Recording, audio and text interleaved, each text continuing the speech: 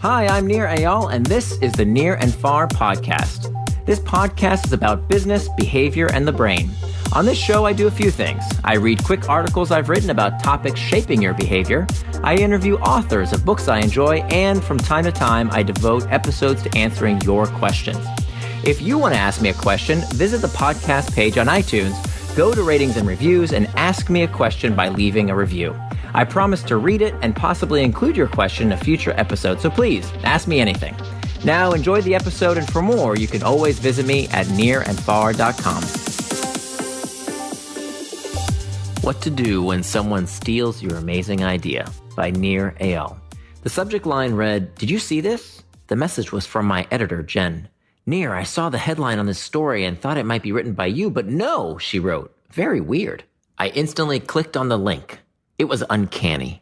An article written by Christopher Mele at the New York Times was freakishly similar to a post I'd written but hadn't published yet. My first thought was that I'd accidentally tweeted a link to my draft or published my post by mistake.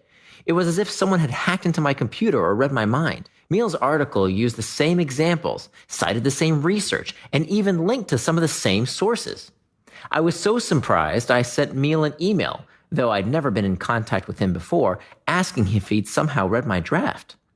Meanwhile, I rushed to post what I've been working on, figuring this would at least prove I'd been writing well before Mele's story appeared. Just then, Mele responded to my email saying he'd never heard of my work. Of course he hadn't. And upon further reflection, I felt pretty foolish. Whom exactly was I proving anything to? Who really cared? I'd gotten so worked up, fearing someone had copied my ideas, that I let paranoia get the best of me. I'd fallen into a cognitive trap. The sign of a novice.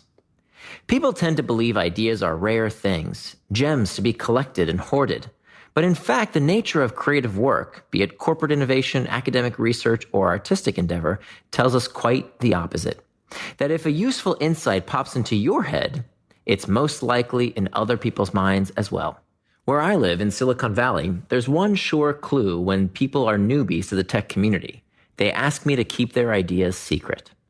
Some entrepreneurs ask me to sign a non-disclosure agreement, an easy tell they haven't been here long. With rare exceptions, few industry veterans sign NDAs for the simple fact that good ideas tend to come to different people around the same time. It's called the multiple discovery theory, which, contrary to the heroic theory of invention, posits that discoveries are most often made by multiple people, not lone geniuses. History is littered with examples. The formulation of calculus, the discovery of vitamin A, the development of the telephone, the light bulb, the jet engine, the atomic bomb. When the time is ripe for certain things, the mathematician Farkas Bolyai said, these things appear in different places in the manner of violets coming to light in early spring. In many ways, discoveries are inevitable, since innovation occurs as a result of the prevailing environment as much as it does via the inspiration of a prepared mind. As Kevin Kelly explains in his book, What Technology Wants, quote, each technological progression around the world follows a remarkably similar approximate order. Stone flakes yield to control of fire, then to cleavers and ball weapons. The sequence is fairly uniform.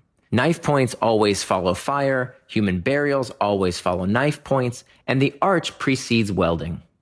Each previous generation lays the lattice work for the next discovery, unearthing insights we are bound to discover. In a world of inevitable simultaneous discoveries, there's no point to keeping most things secret. In fact, holding ideas close to one's vest comes with unforeseen costs. For example, not sharing your insights frequently and widely means missing out on feedback. Most of the bad startup ideas I hear are bad not because they're under threat of someone stealing the idea, but because the founder doesn't know what he or she doesn't know. Sharing ideas means other people can show you your blind spots. Furthermore, overvaluing ideas makes us more likely to hold on to them, which in turn makes us more rigid to new and potentially contradictory evidence that might tell us to go in a different direction. Finally, idea fetishization blinds us to what's really important, actually doing something useful with the idea. Ideas are easy. Execution is hard. The law of triviality. The British author C. Northcote Parkinson is famous for his law of triviality, first elucidated in a satirical article published in 1957. Parkinson writes of a committee assembled to approve plans for a nuclear power plant that instead spends most of its time arguing about a bike shed. The fictional committee wastes so much time on the bike shed because people are more likely to have an opinion on things they understand. While few feel qualified to speak about nuclear power, everyone can put in their 2 cents about a bike shed. Triviality exerts its power in other ways. We have all, at one point or another, felt wronged by someone who has taken something from us. Like a child who breaks down crying after another kid swipes his crayon, we reflexively react, sometimes with strong emotion, before recognizing the triviality of the situation.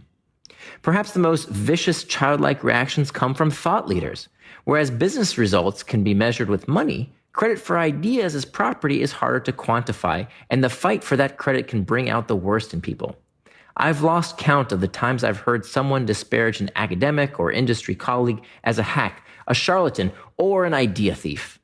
As the political scientist Wallace Sayre has been credited as saying, quote, "In any dispute, the intensity of feeling is inversely proportional to the value of the issue at stake.